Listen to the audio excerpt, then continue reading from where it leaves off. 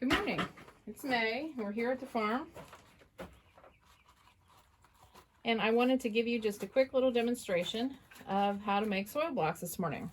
This is a soil blocker. I bought it from Johnny's Seeds. It's made out of metal. It's got a little spring here. It makes 5 blocks at a time. It has little divots that poke in when you make them to help plant your seeds in. And what you do is you mix up a mixture of peat and lime and compost and water and perlite, if you can see that, and you mix it all together like you would as you were a kid making mud pies. You pour in the right consistency of water. This honestly looks a little bit too wet, but it's easier to add more peat and dry it out some if you need to, but you want it to stick together when you squeeze it, just like making mud pies as a kid, which now I get to do as an adult, so not too bad. So a good way to do this is to just mix it in this big tub, which I got. It's a concrete mixing tub just from the hardware store. It's heavy duty plastic. It's easy to wash out when you're done. And what you do is basically just repeatedly put it into the mix and kind of compress it into there. And then when you think it feels full enough, I tend to squeeze the water out that's excessive. Then I take it over here to one of my trays. And these are just food grade styrofoam trays, which is not, styrofoam is not the ideal thing to use if you're trying to be, you know, earth friendly, and we really like to be that way here. But it was the most economical thing for us at this point in our little business. So I bought, I don't know, maybe 300 of them in a bulk thing last year, and they've been used now. This is the second year for using them, and they held up quite well. Because with the soil blocks, you can't water them from the top like you would a seed pot, because the soil block will fall apart. So you have to bottom water them. So what I do is I put them out on this tray. This particular size of soil blocker makes 5 at a time, and on these trays I can put 40 seedlings. So it's also very space saving.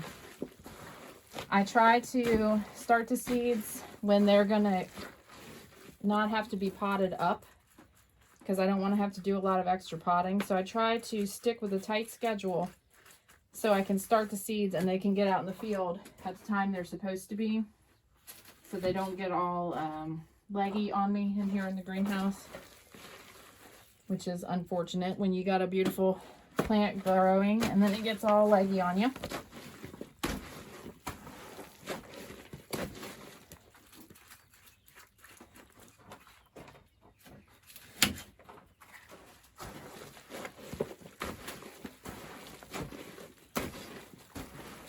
I try to start seeds. This is our second batch of succession sowing, which means I've already got one batch partially planted out in the field. I have more waiting to go out. I have more here in the greenhouse that need to go out and get hardened off once I get the other ones out into the field and planted. So we're constantly planting seeds until it gets absolutely too hot in here to be able to do it.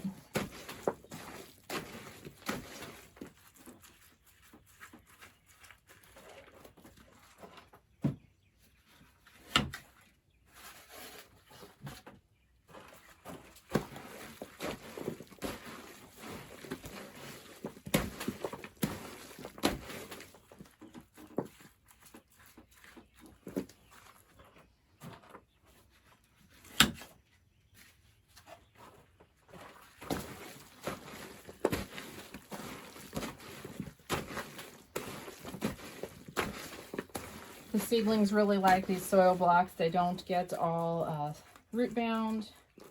The roots can air prune, and they just kind of just enjoy being in not a pot. So we have one set of blocks made here. That's 40 seedlings we can start. And what I'm starting today, these are tiny. You probably can't even see them. These are Celosia, and they are persimmon. Kramer's persimmon or chief persimmon, I forget. But these are like the size of a poppy seed. And there's nothing too technical about it. This is a marshmallow roasting stick. So it's got a nice little point on it. And I broke the end off. And what I do is just get the end a little wet, slightly. Put it in here, poke a seed. It sticks to it. and I stick it down in each one, which seems time consuming, and it is time consuming, but you get a lot of good things out of these tiny little seeds. And you know what? It's quiet out here. I usually have music on. It's just a nice spot to think.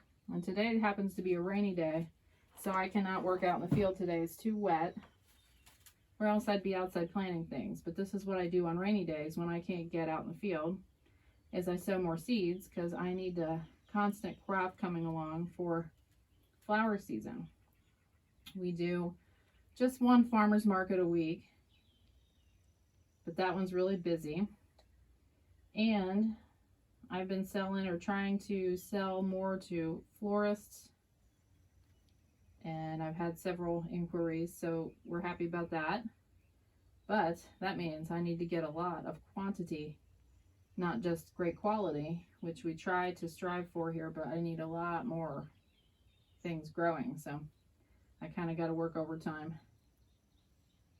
But it's all worth it, and I enjoy this kind of work. And I get to be outdoors all day long. And I know I kind of look like I'm dressed like a scarecrow this morning, if anyone can even see me. But I see all these flower farmers, and it must just be for photo shoots, but they're always dressed really pretty and nice, and I am here to tell you that there is no way that anything you wear out in the field comes back pretty or nice when you're done. So I wear old clothes, thrift store finds, anything really, just because it's going to get muddy, it's going to get stained and ruined. This is not a clean job. Now, if some magazine was coming to do a photo shoot, I'd be in my beautiful outfit or something, but we don't have that going on. So here I am, Scarecrow Amber.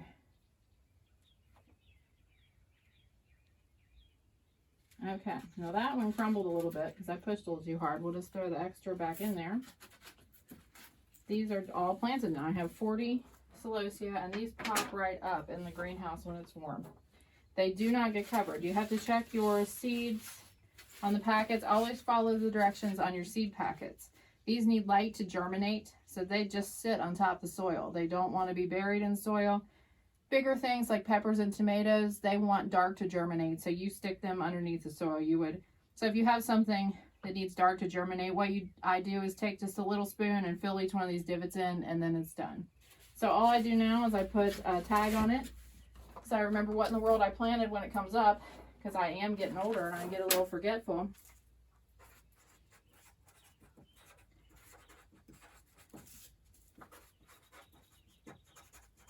I usually put the date on it as well, but with this whole lockdown thing, I kind of forget what day it is most days of the week now. So that's all there is to it. And that's soil blocking. And then I just put them in our greenhouse and let the sun and the water and the heat do the rest of the work. And thank you. Thanks for coming by. We'll have more videos soon. Bye-bye.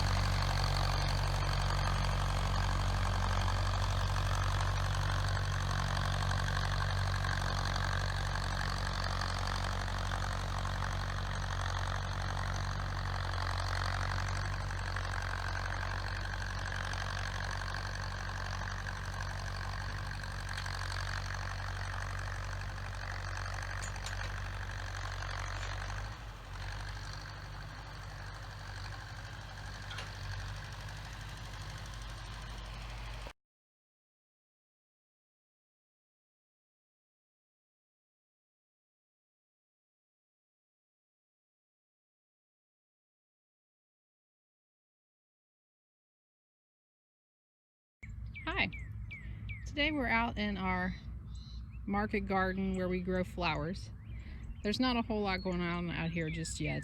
It's just after Mother's Day, so we have some early varieties of things like Snapdragons and bachelor buttons, things like that that don't mind having a frost once in a while. What I'd like to show you today is how we get a little bit of a head start on our season. So underneath this hoop is about 400 sunflowers. We planted them, probably back in March, if I remember correctly. They're a day-length neutral variety, so they don't mind shorter days and cooler temperatures. But we put these hoops over them, which we bought a pipe bender from Johnny's Seeds.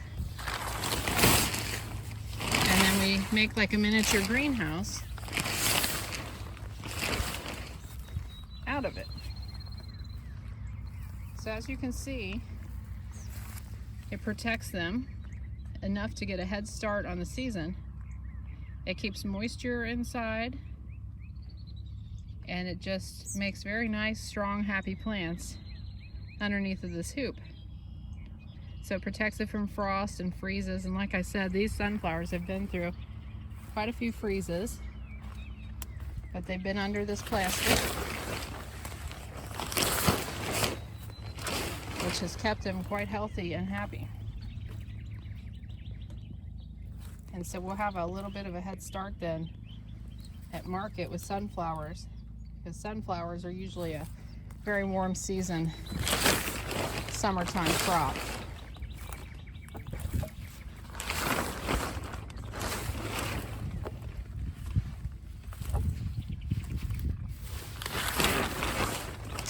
On days when it gets about 60 or above, it's necessary to take this plastic off, or else you'll have cooked plants underneath of it. It gets really hot inside of here really fast, and if you don't have it open to vent it,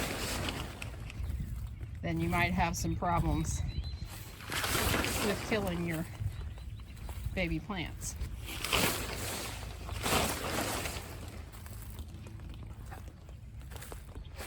The ones down here at the end are not so big, and they've got a few weeds in there I need to pull.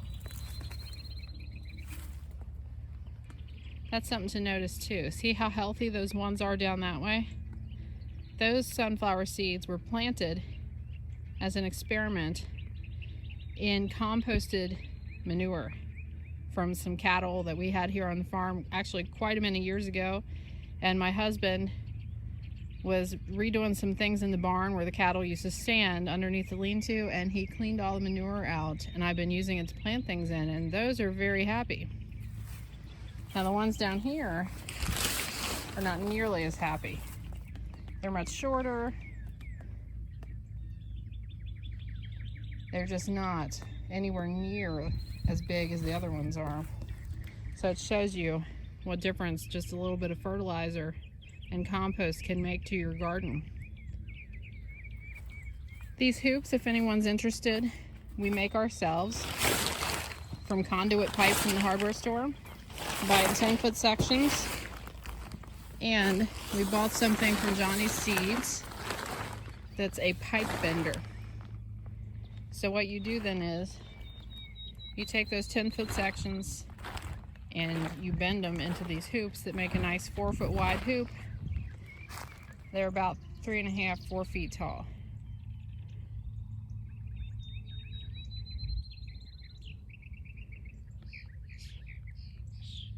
They're a good thing to have on hand when you have a very sudden frost like we had just over Mother's Day. It got down to about 27 at night, and we had to make sure that we had things covered up. But that's about it. I'll have more from this garden as I plant more things, and I promise you it'll be much prettier probably in just about a month here. We're gonna have a lot of stuff out here and growing. Currently we don't have, too many things. We have some feverfew that I transplanted out of the greenhouse. That makes a nice little filler flower. We have some stock down there that's currently short. We have some bachelor buttons over here that just got direct seeded. They're kind of sporadically growing. We have some nigella. It's not quite taken off yet. And then down here, here's another way we get our beds ready and prepared for planting in the spring, which is a great help. If you'll notice, these are raised beds, and we had them mulched in the winter with very thick leaves. Some of the leaves have now blown off, of course, and it's down to bare earth. I lightly tilled in what was left of the leaves just about a month ago. But we used something here that we do with tarps. This is a big, very thick tarp from Rural King. And what we do is, before we're going to plant, if you lay that tarp there has been laying on this section of garden since early winter. And if you'll notice, then what it does is it kills all the grass and it kills all the weeds, and it gives you a nice seed bed to just get your seeds planted in, so you can get a head start before the weeds really start to grow back into it. It kills the weed seeds in the first inch or two of soil, so if you also don't till it after that, then you have a better chance of having a weed-free garden. So, just the way we do it. But this is our flower market garden. And like I said, it'll be much prettier shortly. Thanks for stopping by.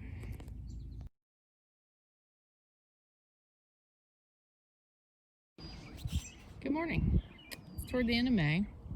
Well, for the last about 2 days, we've had about 5 inches of rain, which is really a lot of rain. I just wanted to show you a little bit of the flower garden this morning, because we do things a certain way because of things like this giant amount of rain. But this here, we don't really have much planted in right now. This was an experiment. My husband built me a hiller for the back of my little tractor so that I can make rows that are raised. And these are fairly small. They're only like 1.5 feet, 2 feet wide. So there's nothing really planted in them yet, but this is a typical way, minus the hills, that we used to always do our vegetable garden in all of our gardens, which is just to till the soil till you get rid of all the weeds, and then plant things in it, and then till between, you know, repeatedly all season.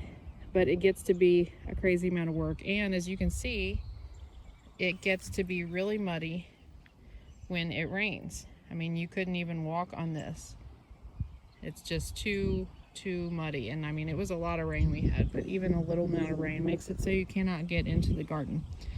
So what we have growing in here so far is some dianthus, and they're very small. I mean, you can't hardly see them. I just transplanted them maybe 2 weeks ago, but they are growing. They've got new growth. So that's like our experimental part of the garden, and that's the way we used to do it, just to till the earth. So over here is the rest of our flower garden, and this, ignore all the weeds because I haven't been out here to weed or mow around the edges yet. These are permanent raised beds. So there is some standing water because, like I said, we got 5 inches of rain. But these beds work pretty good. They're raised up enough that the water runs off of them and they dry out quicker. And we were fortunate enough last fall to get a giant load of wood chips when they were tree trimming. And so the paths are all lined with wood chips. So that makes it much nicer, so we can just walk right out here instead of sinking in the mud after it rains. And it's a lot more garden friendly. Now sometimes the wood chips probably won't hold up all season. We'll either have to replenish those, or if the grass starts growing down between, we'll have to mow. Or you could sow like some sort of a cover crop in between and just walk on it like buckwheat or something like that. You have to cut it down and use it like a mulch. But we do have things growing out here, and it makes it nice because then we don't have to worry about sinking in the mud when we have to get out here to do something in the garden. Like today, what I'm doing is taking all of these hoops down because hopefully, fingers crossed, we're done with frost for this season. I mean, it's almost the end of May. If we're not done with frost, I'm gonna flip. But that's our brief tour of the garden this morning. We have just early things growing. These are stuff that got planted out that can handle cool weather. So it's been planted for a while. Like I said, I haven't weeded yet. I need to do that. This is Nigella. We have these beds are about, I think, 80 feet long. We have over here, we have some bachelor buttons that are getting ready to bloom. Won't be long. Over in that row has landscape fabric down that we burn holes in, and it keeps the weeds out too. That was also an experiment because it's honestly quite expensive, but you can use it for multiple years, and then it saves you having to weed, you know, all of those places in between, because the little holes are the only place where weeds come through it. But soon enough it'll all be flowers out here. But I just wanted to show you this morning what our garden looks like right now after 5 inches of rain. And these are our sunflowers, which is supposed to be about 80 by this weekend again, so I'm imagining those will be blooming soon. And they're planted so close together they don't get a gigantic bloom on them. I plant them close when I want a smaller size sunflower. It prohibits them from getting a really big bloom. Oh, and over there we have some Snapdragons. Those have been through multiple frosts. Those I overwintered. Those got planted back in like January. But muddy garden, which you can't step in, versus mulched raised beds. And I have a large truck of compost coming tomorrow that I plan on mulching the top of these beds with. That's what you continue to do, is you use organic, anything you can get. In the wintertime, I mulch them with shredded leaves that I gather from around the farm. And this year, we're starting to mulch them during the season with leaf mold. We got a big truck from a company out of Cincinnati. So it's not exactly cheap, but it pays for itself in the long run, with me not having to crawl around out here for 5 hours a day weeding things. So that's about it. Oh, down here though, we do have some things planted. Let me see if any of that's coming up. This is a great way to get rid of weeds also. This is a giant tarp from Rural King that I bought. And I actually cut it down so it would fit in this garden. It was slightly bigger. And then the smaller pieces I used over by our greenhouse, because I'm making a bed over there as well for plants. So the reason this is out here is because it lays out here, and when the sun hits it, it kills all the weed seeds, which are in the first couple top inches of soil. So it gives you a good start on your gardening for the season without having to fight off all the weeds. So when you're done with it and you take the tarp off after several weeks of sun being on it, it kills all the weeds and the grass and everything under it for the most part. You take it off and it looks like this, and you just have bare earth. Then you move it down to the next bed that you need to clean up, and you move it to the next bed that you need to clean up, or wherever it needs to go. And then you plant your seeds into it, and see the seeds, even though it's muddy out here, this isn't mulched at all. The seeds are starting to come up, and they get a little head start on the weeds. And if you don't go and till it a whole bunch after you move the landscape or the tarp, if you don't till it a whole bunch, then you don't bring new weed seeds to the top. And we're trying to switch over here to more of a no-till. That's what these raised beds are for. We try not to till them. We try to just keep adding organic matter and compost and building the soil up. Every time you till it, you bring new weed seeds to the surface. So that's our garden tour this morning. Hopefully one of these days soon I'll have some very pretty flowers blooming to give you a tour of those. See you later.